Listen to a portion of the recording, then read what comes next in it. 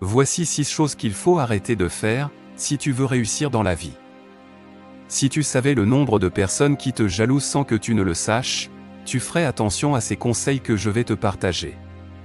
C'est malheureux, mais la jalousie est partout autour de toi. Le pire, c'est qu'il s'agit des personnes proches de toi, dont tu ne douterais jamais une seule seconde.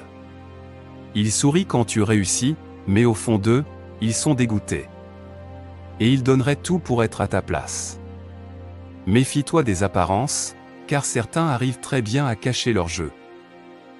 Numéro 1. Arrêtez de partager vos secrets, même à vos meilleurs amis. 9 des 10 amis que vous avez sont faux. Ils utiliseront vos secrets pour ternir votre image, dès que l'occasion se fera ressentir.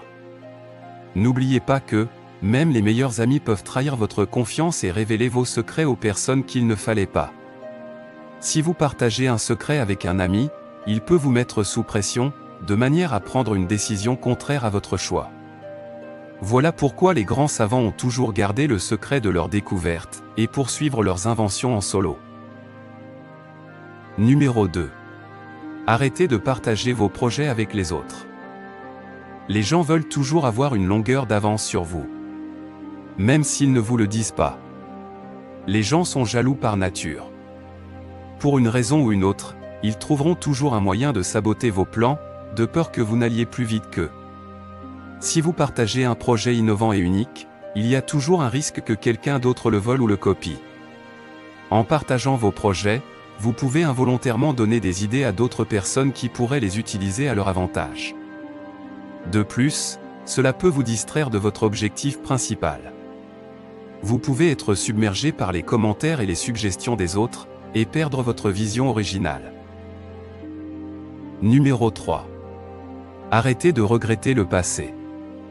Regretter le passé, c'est comme se tirer une balle dans les pieds. Car le passé fait partie de ce que vous êtes aujourd'hui. Au lieu de regretter les erreurs passées, nous pouvons les utiliser comme des opportunités d'apprentissage. Nous pouvons analyser ce qui s'est mal passé, et comment éviter ces erreurs à l'avenir. En se concentrant sur le présent et l'avenir, nous pouvons développer notre confiance en nous, et prendre des décisions plus rapidement, et être plus sûrs de nos choix. En étant libérés du poids du passé, nous pouvons être plus créatifs dans nos approches, et atteindre plus facilement nos objectifs. Numéro 4. Arrêtez de vous plaindre. Chaque fois que vous vous plaignez, c'est la preuve que vous avez perdu le contrôle de votre vie. Très souvent, le temps que nous passons à se plaindre peut être utilisé pour accomplir des tâches importantes, ou travailler sur nos projets personnels. En étant plus productifs, nous avons plus de chances d'atteindre nos objectifs. En arrêtant de se plaindre, nous adoptons une attitude plus positive envers la vie et les situations difficiles.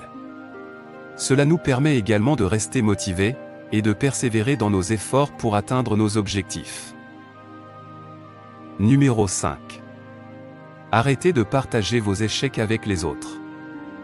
Les gens utiliseront vos échecs passés pour saboter votre positivité, et votre état d'esprit. Partager nos échecs avec les autres peut entraîner une perte de confiance. Car cela peut nous faire sentir vulnérables et exposés. En partageant nos échecs avec les autres, il est possible qu'ils commencent à nous comparer à d'autres personnes qui ont réussi dans le même domaine.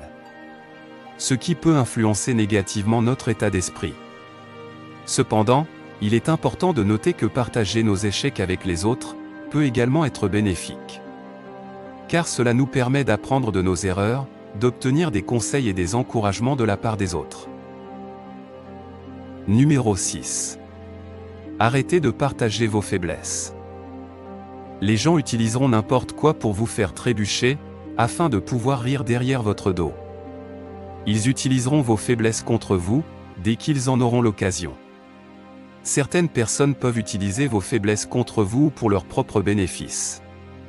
Ils peuvent essayer de vous manipuler ou de vous faire du chantage, en utilisant ces informations contre vous.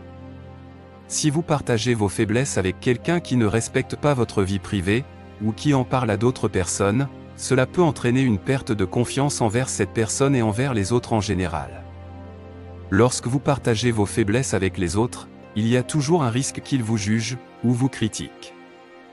Cela peut être difficile à gérer émotionnellement, et peut même aggraver votre situation. Si la vidéo vous a été utile, n'hésitez pas à nous le faire savoir dans les commentaires. Abonnez-vous, et lâchez-nous un pouce pour nous soutenir.